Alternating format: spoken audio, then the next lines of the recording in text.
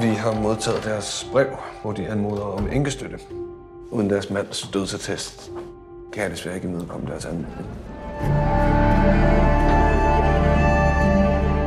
Min mand forsvinder ikke bare. Karoline? Hvem er det? Jeg er hendes mand.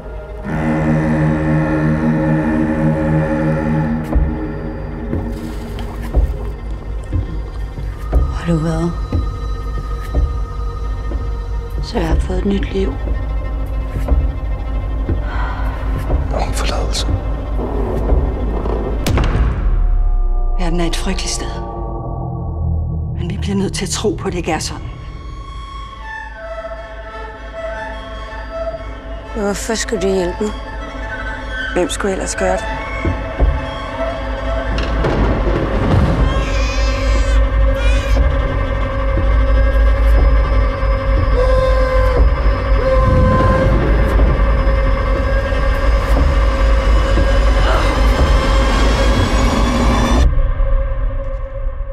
Hvad gjorde du med dit barn?